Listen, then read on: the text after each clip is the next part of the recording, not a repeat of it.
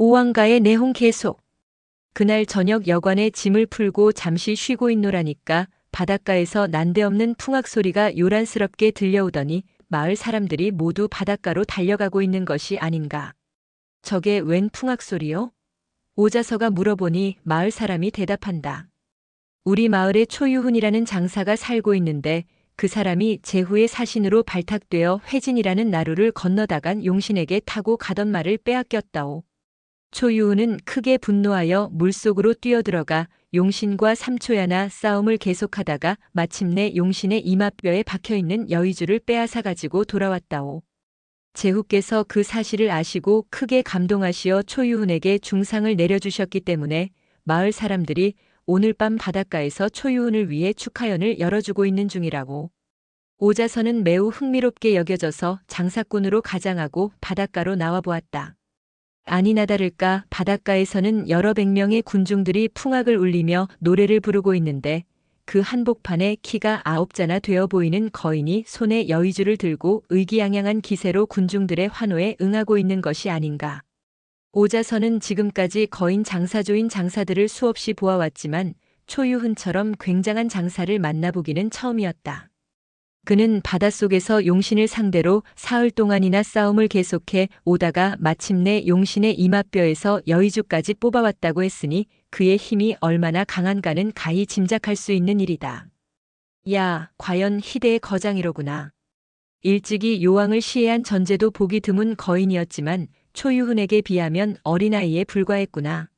오자서는 속으로 경악을 맞이 않으며 군중들 속에 숨어서 구경을 하고 있노라니까 문득 어디서 누군가가 큰 소리로 이 사람들아. 초공은 일개의 사기꾼에 불과한데 저런 광사를 어쨌다고 영웅처럼 떠들어대고 있는가. 하고 외치는 사람이 있었다. 천하 무적의 장사인 초유훈 앞에서 누가 감히 그와 같이 모욕적인 주둥이를 함부로 놀리는가 싶어서 군중들은 소스라치게 놀라며 문제의 인물을 저마다 찾아보았다. 오자서 역시 그처럼 대담무쌍한 비방을 하는 사람이 누군가 싶어 문제의 인물을 열심히 찾아보았음은 말할 것도 없다. 그러나 사람들이 워낙 들끓고 있어서 그 사람이 누구인지 쉽게 알아볼 수가 없었다. 이날 밤에 영웅인 초유훈이가 그와 같은 모욕적인 언사를 그대로 넘어갈 리가 없었다. 그리하여 그는 두 주먹을 불끈 움켜쥐며 군중을 향하여 나를 모욕한 놈이 어떤 놈이냐? 그런 놈은 그냥 내버려 둘 수 없으니 당장 내 앞에 나오라. 하고 뇌성병력 같은 호통을 지르는 것이 아닌가. 군중들은 아무 죄도 없이 사시나무처럼 벌벌 떨었다. 어쩌다가 잘못하여 무쇠덩어리 같은 초유훈의 주먹이 자기 머리 위에 떨어지는 날이면 오장육부가 한꺼번에 박살이 날 것이 뻔한 일이기 때문이다. 그러기에 요란스럽게 떠들어대던 군중들은 순식간에 물을 끼얹은 듯이 조용해지며 숨도 제대로 쉬지 못한다. 초유훈에게 방자스러운 주둥이를 놀린 놈이 누구인지는 몰라도 그놈이 초유훈의 주먹에 박살이 나고 말 것은 뻔한 일이 아닌가. 그러나 문제의 인물은 얼른 나타나지 않는다. 아니, 어엿하게 나타나기는커녕 지가 죽어서 36개 주랭랑을 놓았는지도 모를 일이었다. 초유훈은 그놈이 나타나지 않을수록 의기가 더욱 양양해지며 나를 비방한 놈이 어떤 놈인지 썩 나타나란 말이다. 비겁자가 아니라면 왜 내 앞에 나타나지 못하고 꽁무니를 빼느냐 말이다. 하고 외치며 주먹으로 허공을 후려갈겨 보인다. 바로 그때였다. 저 멀리 군중 속에서 문득 초공은 큰 소리 그만하라. 그대가 두려워서 꽁무니를 빼어버릴 내가 아니다. 하고 대답하는 사람이 있는데 말소리는 분명하게 들려도 정작 사람은 보이지 않는다. 말소리만 들렸지 사람은 보이지 않으므로 군중들은 제각기 한마디씩 떠든다. 천하 무적의 장사에게 감히 덤벼들려는 사람이 누구냐. 그놈이 죽고 싶어서 환장을 한 모양일세 그려. 오자서도 군중들에게 이리 밀리고 저리 밀리며 문제의 인물을 열심히 찾아보고 있었다. 그러자 잠시 후에 아우성치는 군중들을 좌우로 갈라 헤치며 초유훈의 앞에 의젓하게 나타나는 사나이가 있는데 그는 키가 석자도 채 못 되는 난장이가 아닌가. 아, 저 사람은 바로 내가 만나려고 하는 서교경이 아닌가. 오자서는 난장이를 보는 순간 소스라치게 놀랐다. 난장이 서교경은 거장 초유훈 앞에 당당하게 나타나더니 까마득하게 올려다 보이는 초유훈에게 조용히 이렇게 말하는 것이었다. 이 사람아, 내가 무슨 못할 말을 했기에 자네가 그처럼 화를 내는가? 말이야 바른대로 말이지 자네가 기군망상을 한 것은 사실이 아닌가? 그런데 이상하게도 조금 전까지도 살기가 등등하던 초유훈은 서교경을 보자 벼란간 침먹은 지네처럼 풀이 탁 꺾이더니 노형은 나와 무슨 원수가 졌다고 제후에게서 영웅 칭호를 받은 나에게 욕을 보이지 못해 안달이요 하고 나오는 것이 아닌가. 조금 전까지의 호기는 어디로 갔는지 석자도 못 되는 난장이 앞에 서 있는 초유훈 장사는 보기에도 참촐할 정도로 비겁하였다. 난장이 서교경은 어린아이라도 타이르듯이 조용히 말한다. 정말로 대용은 허명을 싫어하는 법이고 진실로 용감하지 못한 위인은 허명에 사로잡혀서 아무 실속도 못 차리게 되는 법이네. 그대는 용사라는 이름으로 제후에게서 상훈까지 받았지만 정작 그대가 타고 갔던 양만은 용신에게 빼앗기고 말았지 않는가. 말을 빼앗긴 대신에 용신에게서 여의주를 빼앗아 왔다고 변명을 늘어놓을지 모르지만 실을 잃고 허를 얻었다는 그 말을 누가 믿겠는가. 이는 진실로 군주를 기망한 짓이 분명하니 그러고서 무슨 놈의 갯새의 영웅이란 말인가. 그대는 군주를 속이고 세상을 속이고 나아가서는 자기 자신까지 속임으로써 헛된 명성에만 집착해 있으니 이는 진실로 천하의 광자가 아니고 뭐란 말인가. 그대에게 만약 일푼의 양심이라도 남아있거든 스스로 반성의 기회를 가져주기를 바라네. 난장이 서교경은 어린아이에게 옛날 이야기라도 들려주듯이 조용조용히 타일렀건만 거장 초유훈은 벙어리처럼 얼굴을 수그린 채 꼼짝도 못하고 있었다. 그 기괴한 현상에 오자서는 백일몽이라도 꾸고 있는 듯한 기분이었다. 서교경은 자기 말을 다하고 나더니 아무런 미련도 없이 그 자리를 떠나버린다. 오자서는 바닷가에서 일어난 기괴한 광경을 속속들이 구경하고 나서 곧 서교경의 집으로 찾아갔다. 서교경은 크게 반가워하며 오자서를 방 안으로 맞아들인다. 오명보는 오나라에 계신 줄로 알고 있었사온데 어떤 연유로 여기까지 어려운 걸음을 하셨습니까? 실은 귀공을 만나려고 일부러 여기까지 왔었는데 조금 전에 바닷가에 나갔다가 초유훈이라는 장사가 귀공에게 호되게 당하는 것을 죄다 보았소이다. 귀공은 어쩌면 용기가 그렇게도 대단하시오. 하하, 오명보께서 보고 계시는 줄도 모르고 제가 외람되게 망발을 부렸는가 보입니다. 무슨 말씀을? 그런데 나로서는 도저히 이해할 수 없는 일이 하나 있었소이다. 무슨 말씀이시옵니까? 완력으로 보아서는 귀공은 문제가 안 되는데 그럼에도 불구하고 초유훈이라는 자가 가진 수모를 당하면서도 끽소리 한 번 못하고 있었으니 도대체 어찌 된 영문이오.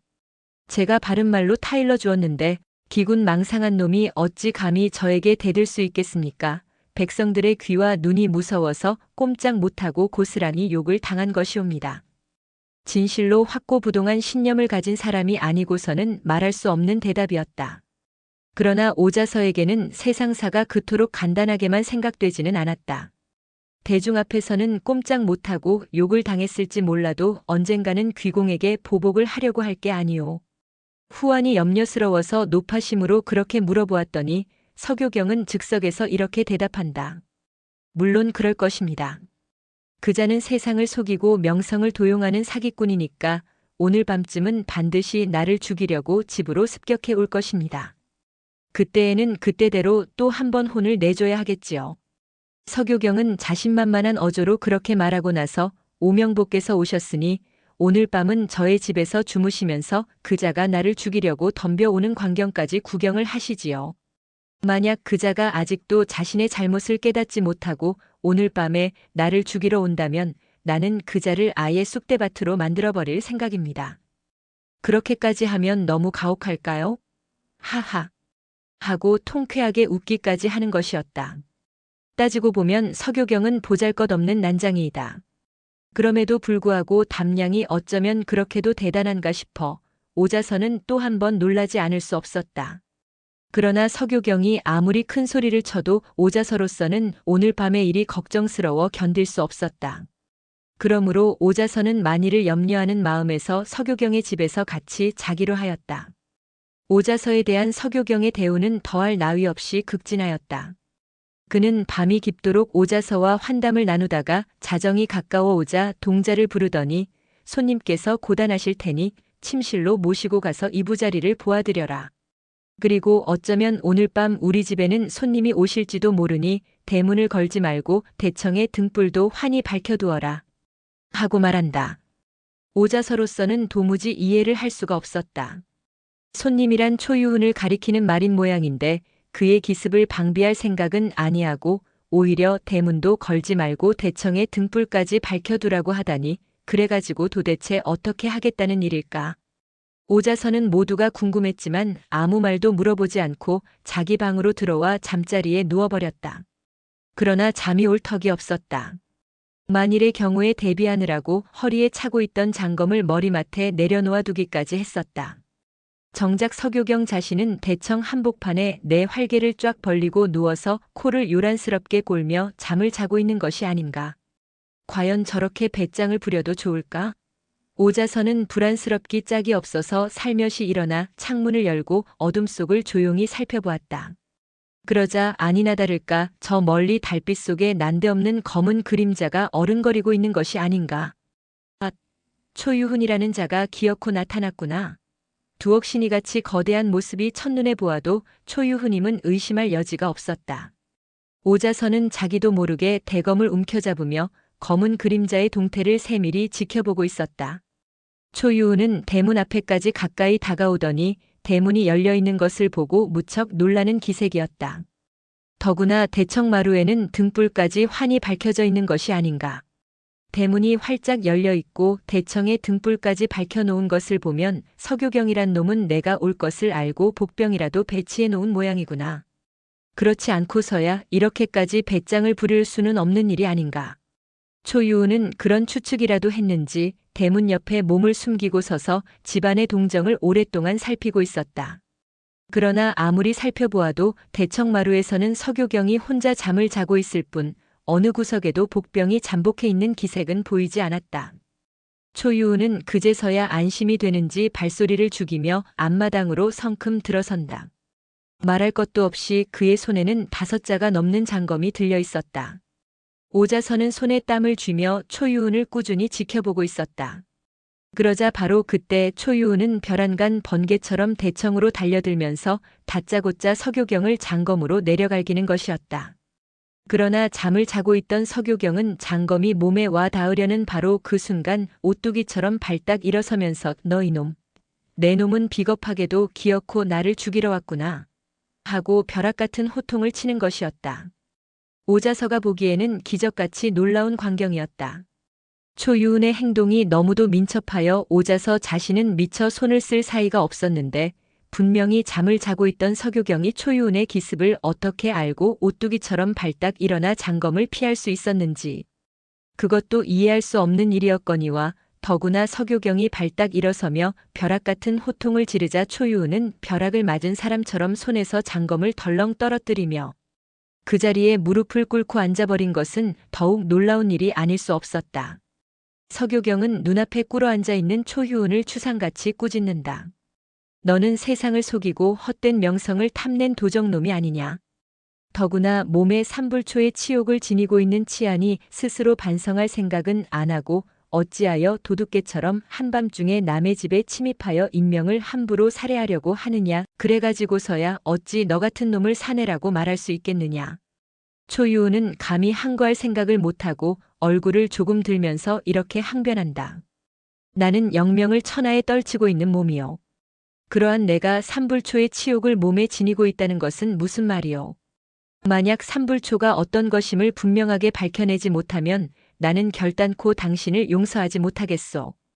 객실에서 관망하고 있던 오자서는 새로운 위기에 또다시 가슴을 졸였다. 그러나 서교리는 태연자약한 기세로 초유훈에게 이렇게 말한다. 너는 내 자신의 삼불초의 치욕을 아직도 모르고 있었다는 말이냐. 그렇다면 내가 분명하게 말해주리라. 첫째, 너는 바닷가의 군중들 앞에서 나에게 모욕을 당했음에도 불구하고 감히 나에게 항거를 하지 못했으니 그것은 일불초의 치욕의 하나요. 둘째, 너는 내 집 대문 안에 들어오면서 기침 한마디도 하지 않았고 대청에 올라올 때에도 도둑 고양이처럼 딴소리조차 내지 않았으니 그것은 대장부로서의 이불초의 치욕의 한앙음이 분명하고, 셋째, 너는 계세의 영웅을 자처하는 주제에 나와 정정당당하게 대결할 생각은 못하고 한밤중에 비겁하게 나를 사살하려고 했으니 그것은 삼불초의 하나임이 분명하다. 너 자신이 그처럼 비겁한 놈이라는 것을 그래도 모르겠느냐? 초유우는 그 말을 듣고 얼굴을 푹 숙이더니 천하의 영웅을 자처해 오던 내가 당신에게 이런 수모를 당하고 나서야 무슨 낯짝을 들고 살아갈 수 있으리요. 하고 말하더니 자기 손으로 자기 가슴을 찔러 그 자리에서 자결하고 마는 것이 아닌가. 오자선은 불이 나게 대청으로 달려나와 서교경의 손을 움켜쥐며 감탄하였다. 귀공이야말로 천하의 지사여. 말 한마디로 초유운 같은 거한을 죽게 했으니 이런 놀라운 일이 어디 있으리요. 서교경은 오자서의 돌연한 출현에 깜짝 놀랐다. 오명보께서는 주무시다가 이 일을 어찌 알고 나오셨습니까? 오자서가 대답한다. 오늘 밤에 반드시 무슨 일이 일어날 것만 같아서 나는 잠을 이루지 못하고 있다가 두 사람의 광경을 처음부터 끝까지 다 구경하였소. 예의에 벗어나는 말이 될지 모르겠지만 나는 석공이 그렇게까지 용감하고 지혜로운 사람일 줄은 정말로 몰랐소이다. 그러자 서교경은 소리를 크게 내어 웃는다. 오명보 같으실 어르신께서 과분한 칭찬을 해주시니 소인은 무한히 기쁩니다. 하하. 오자서도 한바탕 같이 웃고 나서 서교경을 일으켜 찾아오게 된 연유를 이렇게 말했다. 실상인즉 나는 오왕의 어명을 받들어 실상인을 일부러 모시러 온 것이요. 오왕께서 큰일을 도모하시려는데 지혜롭고 용감한 사람이 꼭 필요하시다기에 석공을 천거했더니 오왕께서는 나더러 어떤 일이 있어도 석공을 모셔오라고 하셨소. 서교경은 그 말을 듣고 적잖이 놀랐다. 오명보의 추천으로 오왕의 부르심을 받게 되었음이 다시 없는 영광이기는 합니다. 그러나 바닷가의 소민이 무슨 소용이 있겠습니까? 석공이 아니면 안 될 일이기에 내가 천거했으니까 석공은 나를 도와주는 뜻에서 오나라로 같이 가주기를 바라오. 오명보의 말씀이라면 제가 어찌 거절할 수 있겠습니까? 무슨 일인지는 모르오나 모든 것은 오명보의 분부대로 따르겠습니다. 이리하여 오자선은 서교경을 오나라로 데려오자 곧 오왕에게 아련시켰다. 오왕은 서교경을 만나보고 내심 크게 실망하였다. 오대부가 사람을 잘못 천거해도 분수가 있지 얼굴도 추물인데다가 키가 석자도 못 되는 난쟁이를 무엇에다 쓸 수 있단 말인가. 설사 이자가 하늘에 배꼽을 대는 재주가 있다 손치더라도 이런 병신과 함께 무슨 대사를 도모할 수 있단 말인가. 오왕은 그런 생각이 들자 불쾌한 기색을 노골적으로 나타내 보이며 서교경에게 앉으라는 말조차 하지 않았다. 서교경도 그런 눈치를 채자 안 입고 온 느낌이 들었는지 고개만 약간 숙여 보였을 뿐 두 손을 모아잡고 읍할 생각을 아니한다. 두 사람 사이에는 한동안 긴장된 침묵이 흘렀다. 오자서가 그런 눈치를 재빨리 알아채고 얼른 서교경에게 이렇게 말한다. 대왕전에 내가 급히 아를 말씀이 있으니 석공은 잠시 옆방에서 기다려주기 바라오. 서교경을 옆방으로 보내고 나서 오자서는 오왕에게 아랜다. 전하, 양만은 키가 크고 작은 것으로 결정하는 것이 아니라 힘이 세고 발이 빨라야 하는 법이옵니다. 서교경은 천하의 영웅이오니 후한 예우로서 맞아주시옵소서. 오왕은 오자서의 말에 고개를 좌우로 흔들며 말한다. 키가 석자도 못 되는 난쟁이가 재주가 있으면 얼마나 있겠소. 오대부는 서교경이라는 자를 과대평가하고 있는 모양인데 그래서는 안 될 것이오. 오자서는 그래도 물러서려고 하지 않았다. 전하, 신이 과대평가를 하는 것이 아니옵고 서교경은 정말로 만나보기 어려운 영웅이옵니다. 영웅. 오왕은 영웅이라는 칭호에 가벼운 조소조차 해보이면서 그러면 내가 오대부에게 하나 물어보겠소이다. 우리는 지금 무엇 때문에 사람을 구하고 있지요? 위나라의 망명 중인 경기 왕자를 살해할 목적으로 사람을 구하고 있는 것이 아니옵니까? 그렇다면 또 하나 물어보겠소. 경기 왕자가 어떤 인물이라는 것도 알고 계시겠지요? 경기 왕자가 만인력을 가진 용장인 것도 알고 있사옵니다. 경기 왕자가 그런 인물임을 알고 있으면서 서교경 같은 주유로서 그를 살해하겠다니 그게 어디 가당하신 말씀입니까? 오왕 합녀가 서교경의 몰골을 보고 그렇게 생각하는 것도 무리는 아니었다. 그래도 오자선은 단념하지 않았다. 그리고 오자서는 서교경이 초유운을 죽지 않을 수 없게 만들었던 일을 소상하게 설명하였다. 오왕은 그제서야 감탄을 마지 않으며 보기에는 형편없는 그 사람이 그토록 지혜로운 인물이었던가요? 그렇다면 내가 냉대를 한 것이 크나큰 실수였구려. 지금이라도 후궁의 자리를 새로 베풀어 극진히 예우할 테니 그 사람을 다시 만나게 해주시오. 오왕은 후궁 별당에 위에 의자를 갖추어 좌석을 마련해 놓고 오자서더러 서교경을 정중히 모셔오게 하였다. 오왕이 서교경을 반가이 맞아 상좌에 앉히니 서교경도 그제서야 예의를 갖추어 오왕에게 큰 절을 올리며 대왕께서 바닷가의 민초를 이처럼 과분하게 대해주시와 무상의 영광이옵니다. 하고 신하의 예를 갖춘다. 오왕은 한동안 환담을 나누다가 경은 오대부한테서 자세한 말씀을 이미 들으셨으리라고 짐작합니다마는 우리는 지금 위나라에 가 있는 경기 왕자를 살해해버릴 생각입니다. 경은 그 문제에 대해 우리에게 탁월하신 지혜를 빌려주시면 고맙겠소이다. 하고 말했다. 서교경은 오왕에게 국궁 배례하고 대답한다. 오명부한테서 자세한 말씀을 들어 이미 잘 알고 있사옵니다. 경기 왕자 하나쯤 없애버리기는 도마 위에 놓여있는 고기 덩이를 자르는 것과 무엇이 다르오리까. 서교경의 호언 장담에 오왕은 어이가 없었다. 경기 왕자가 어떤 인물인지를 전혀 모르는 사람의 망언인 것 같아서 오왕은 인식을 바로잡아 주려고 다음과 같이 말했다. 내가 경기 왕자의 아버지를 죽이고 왕위를 빼앗았기 때문에 경기 왕자는 위나라로 망명했지요. 그래서 위우에게서 3만 명의 군사를 얻어 오강강구에 진을 치고 지금 호시탐탐 우리를 노리고 있는 중이요. 그러므로 우리나라가 안정을 기하려면 어떤 일이 있어도 경기 왕자만은 없애버려야 하오. 거기에 대해 경의 묘책을 꼭 들어보고 싶소이다. 서교리는 한동안 깊은 생각에 잠겨 있다가 문득 고개를 들며 반문한다. 경기 왕자는 지금 3만 군사를 거느리고 있다고 말씀하셨는데 그 3만 명이 모두 위나라 군사뿐이고 혹시 오나라에서 도망간 군사는 없사옵니까? 경기 왕자를 따라간 도망병이 없을 리가 있소. 지금도 그들은 첩자를 보내 도망병들을 비밀리에 모집까지 해가고 있는걸요.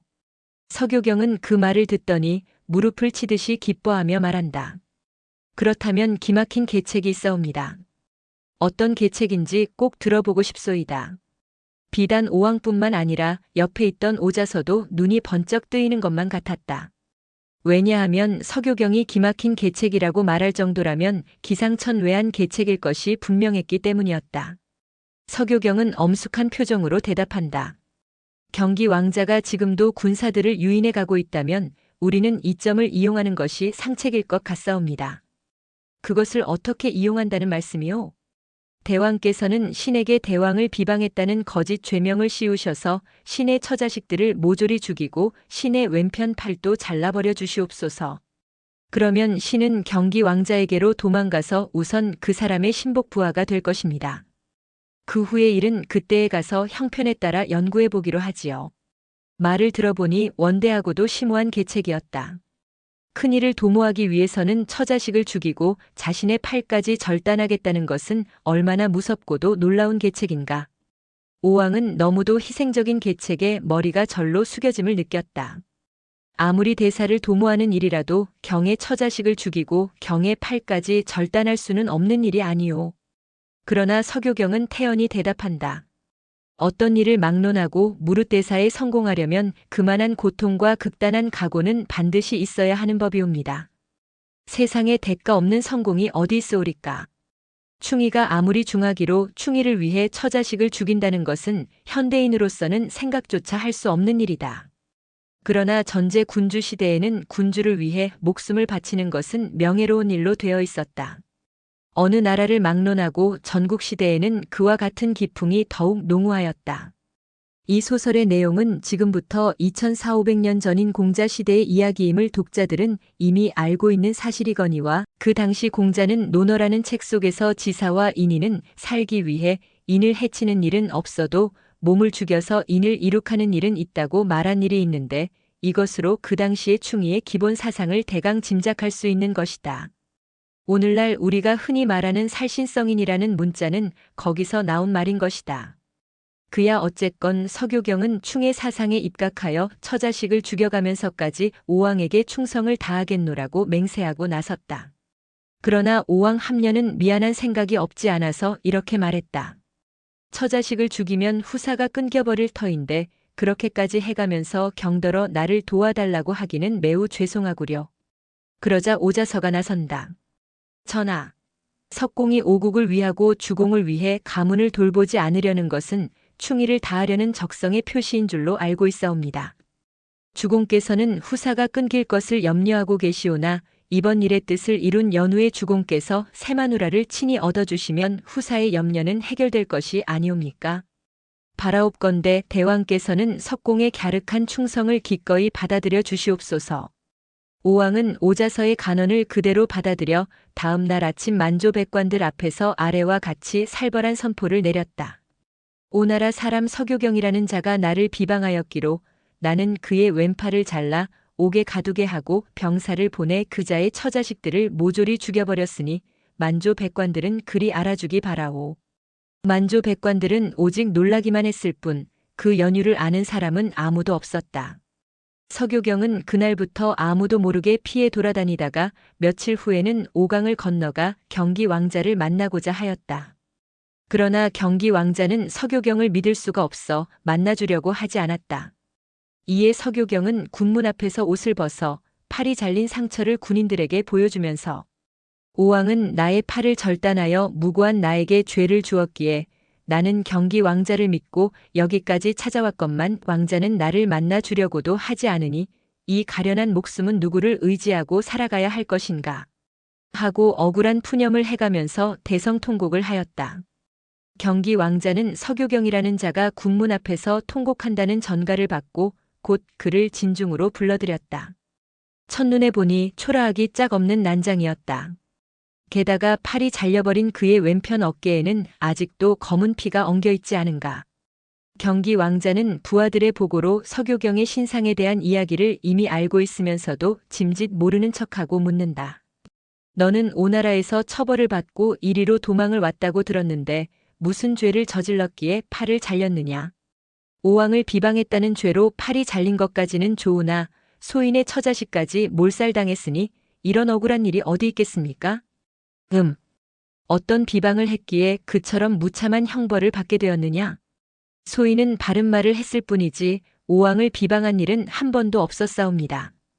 바른 말을 했다면 처벌을 받았을 리가 없지 않느냐? 어떤 말을 했기에 바른 말을 했다는 것이냐? 현왕 함녀는 선왕을 시해하고 대위를 강탈한 것이니까 왕이라기보다는 역적이라고 불러야 옳을 것이라고 말했을 뿐입니다. 그게 어째서 바른 말이 아니고 비방입니까? 경기 왕자로서는 눈물겹도록 감격스러운 말들이었다. 과연 내 말이 옳은 말이로다. 오나라의 천왕 함녀는 내 말대로 왕이 아니라 역적임이 분명하다. 너와 같은 생각을 가지고 있는 백성들이 너 이외에도 많이 있느냐? 처벌이 무서워 감히 말을 못할 뿐이지 모두가 저와 같은 생각을 가지고 있사옵니다.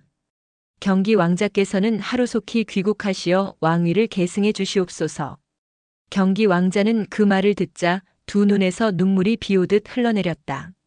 사태가 그 지경에 이르고 보니 이제는 서교리경을 의심할 여지가 추호도 없게 되었다. 의심을 품기보다는 오히려 무한한 신뢰감조차 느껴져서 내가 그런 차명을 당하고도 나를 찾아온 목적이 무엇이냐 하고 물어보았다. 그의 소원이라면 무엇이든지 들어주고 싶은 생각이 들었던 것이다. 서교경은 원한의 입술을 깨물며 대답한다. 소인에게 남아있는 마지막 하나의 소원은 오왕 함녀에게 원수를 갚는 일뿐입니다. 듣자 하옵건대 왕자께서는 부왕이 시해되신 이후로 많은 동지들을 규합하여 대위를 탈환하실 계획을 세우고 계시다고 하옵기에 소인도 그에 가담하여 원수를 갚아볼 생각에서 여기까지 찾아오게 된 것이옵니다. 그렇지 않고서는 소인 혼자의 힘으로써야 어찌 감히 원수를 갚을 수 있겠나이까. 들어보니 모두가 이치에 들어맞는 말들이었다. 경기 왕자는 감격의 고개를 끄덕이며 서교경에게 말한다. 그대의 소원이 그렇다면 내 어찌 그대의 소원을 받아들이지 아니하리요. 그러면 그대는 오늘부터 진중에 거처하면서 원수 갚는 일을 나와 함께 도모하도록 하자. 황은이 만극하옵니다. 서교경은 땅바닥에 머리를 조아려 보였다. 그로부터 며칠 후에 경기 왕자는 서교경을 조용히 불러 오나라의 내정을 탐문해 보았다. 듣건대 오왕 함녀는 오자서를 군사로 삼고 백비를 대부에 임명하여 장성을 기르고 병사들을 훈련시켜 국력이 점점 강해지고 있다면서. 그런데 우리는 병력도 적고 장수도 부족하여 부왕의 원수를 갚기가 매우 어려울 것 같으니 이를 어찌했으면 좋겠느냐. 서교경이 대답한다. 그런 것은 별로 걱정할 일이 아니옵니다. 그게 무슨 소리냐?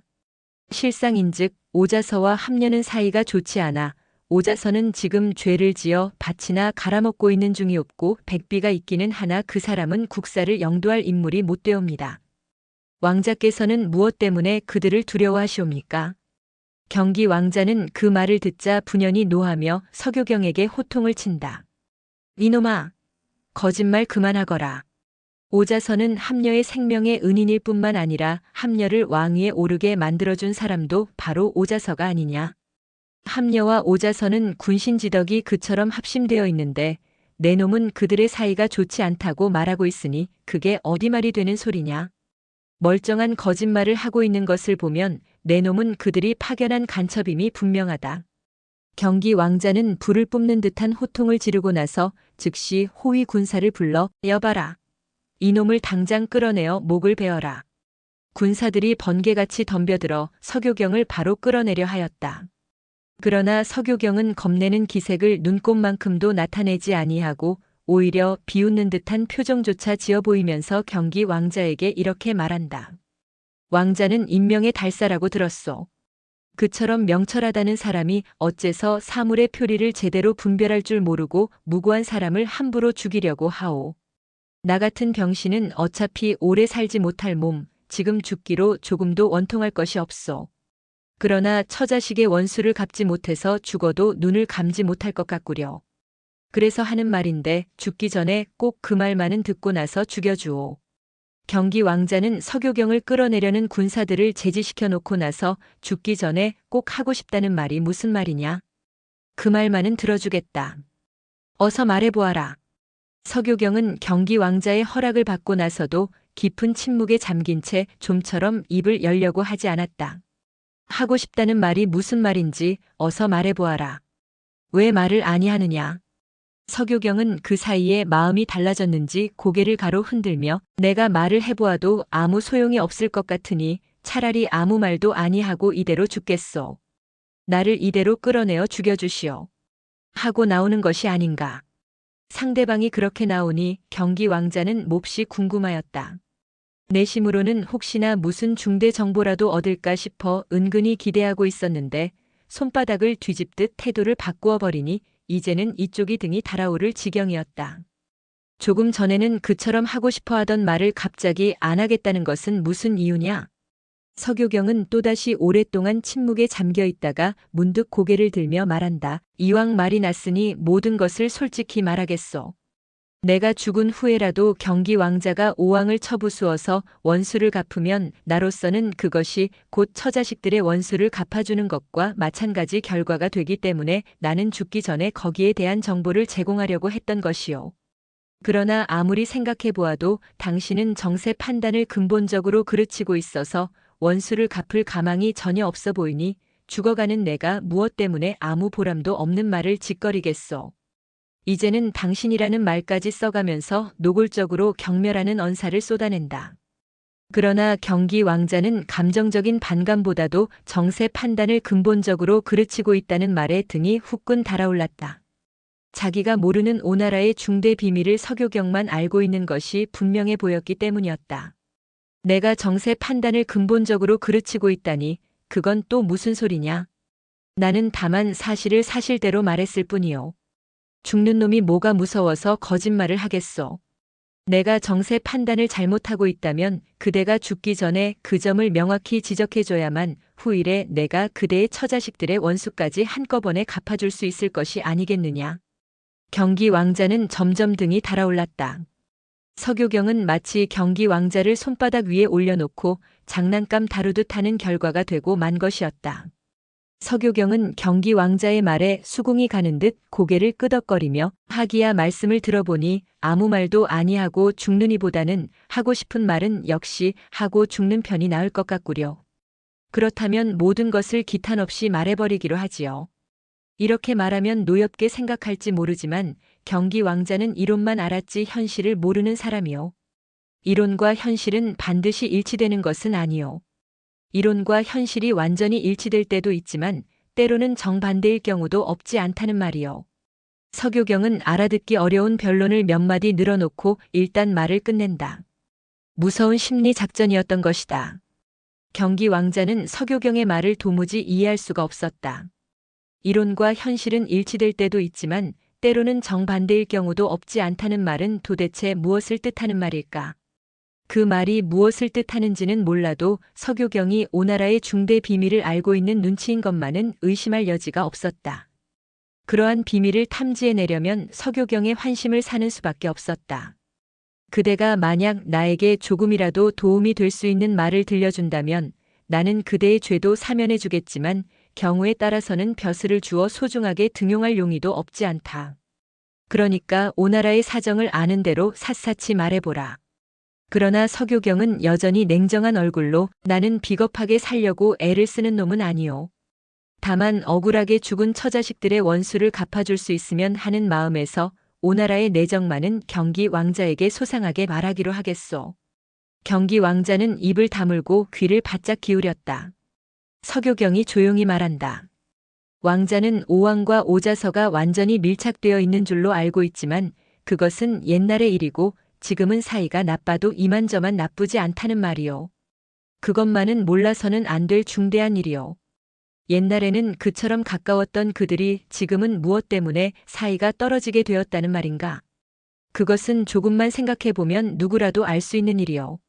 오자서는 오왕의 힘을 빌어 원수를 갚으려고 희광공자를 도와서 왕위에 오르게 만들었고 희광공자는 왕위를 빼앗으려고 오자서에게 원수를 갚아주겠다는 약속을 철석같이 하면서 그를 최대한으로 이용했던 것이요. 그러므로 희광공자가 왕위에 오를 때까지 두 사람의 관계는 완전히 밀착되어 있을 수밖에 없었지요. 그런 것을 동상이몽이라고 하던가요? 아무튼 제각기 다른 꿈을 품고 있으면서도 하나의 이불 속에서 뒹굴고 있던 것만은 사실이었지요. 그러나 희광공자는 왕위에 오르고 나자 마음이 크게 달라졌다오. 어떻게? 경기 왕자는 정신없이 반문하였다. 희광공자가 오자서의 도움으로 왕위에 오른 직후에 공교롭게도 오자서의 원수인 초평왕과 비무기가 모두 죽어버렸거든요. 오자서는 그래도 초나라를 치고 싶어 했으나 희광공자는 왕위에 오르고 나자 남의 싸움에 그 이상 말려들고 싶지 않아서 초평왕과 비무기가 모두 죽어버렸는데 이제 무슨 원수 갚음을 하겠다는 것이요. 하고 말하면서 오자서의 토초 계획을 정면으로 반대했단 말이요. 이를테면 자기 목적을 달성하고 나자 옛날의 약속을 헌신짝같이 차버린 셈이니 오자서가 분개하지 않을 리가 없지 않아요. 나도 오왕의 배신 행위를 비방하고 돌아다녔는데 결국 내가 팔이 잘리고 나의 처자식이 몰살당하게 된 원인도 바로 그 때문이었다오. 경기 왕자가 들어보니 서교경의 말에는 거짓이 없어 보였다. 오자서의 원수인 초평왕과 비무기가 죽은 것도 사실이었고 서교경 자신의 팔이 잘린 것도 사실이었고 희광공자는 왕이 되고 나자 남의 싸움에 그 이상 말려들고 싶지 않아서 오자서의 토초 계획을 만류했을 것도 있을 법한 일이 아닌가. 결국 경기 왕자는 서교경을 지나치게 의심했던 자신을 크게 뉘우치며 나는 그런 사정도 모르고 그대를 의심했었구려. 그러면 지금이라도 우리가 그들을 쳐들어가면 승산이 있겠소? 하고 물었다. 물론이지요. 지금 쳐들어가지 않으면 보복할 기회를 영원히 놓치게 될 것이요. 지금 곧 쳐들어가면 함려왕 따위는 대번에 섬멸시킬 수 있어. 서교경은 거기까지 말하고 나서 호위병들을 돌아다보며 자, 내가 하고 싶었던 말을 다 해버렸으니까 이제는 나를 속히 데리고 나가 죽여다오. 하고 말했다. 그러자 경기 왕자는 크게 당황하여 서교경의 손목을 덥석 끌어당기면서 선생이 그런 말씀을 들려주시지 않았던들 나는 보복할 기회를 영원히 놓쳐버릴 뻔했소이다. 이제는 다른 생각 마시고 원수 갚을 계획을 나와 함께 세우기로 합시다. 우리가 원수를 갚으려면 선생 같은 분의 도움이 꼭 필요합니다. 하고 애원하듯 말했다. 서교경은 마음을 돌리려는 듯 주위를 살펴보고 나서 말한다. 군기를 함부로 누설해서는 안 되는 법이요. 나도 조용히 생각해 볼 테니 2, 3일간 생각해 볼 말미를 주시오. 그날부터 서교경은 경기 왕자가 거처하는 전각 별당에서 편히 지낼 수 있게 되었다. 그로부터 며칠 후 경기 왕자는 서교경을 오강에 띄워놓은 화방으로 모셔가 단둘이 술을 나누면서 묻는다. 함여왕을 토벌할 계책을 가르쳐 주십시오. 서교경이 대답한다.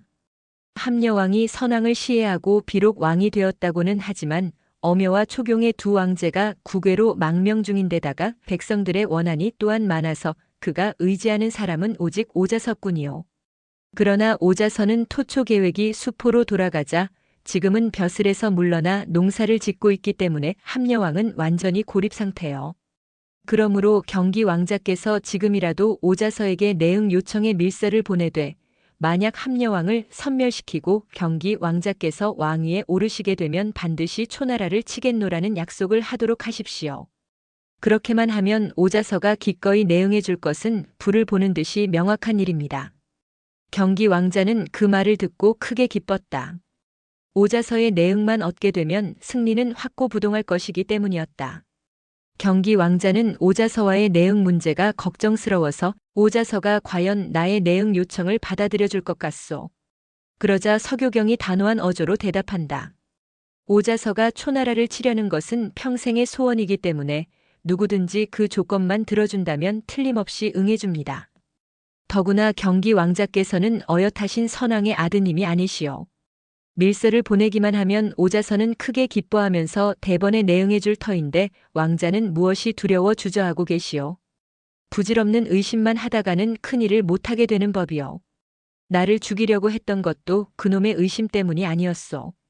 서교경이 그렇게 말하고 크게 소리를 내어 웃자 경기 왕자는 무안한 듯 따라 웃으면서 지나간 얘기는 그만하시오. 오늘은 술이나 마음껏 마시기로 하고 모든 일을 내일로 미룹시다. 지금 내 마음은 천하를 얻은 듯하오. 때마침 한여름인지라 강가에는 연꽃이 만발하였다.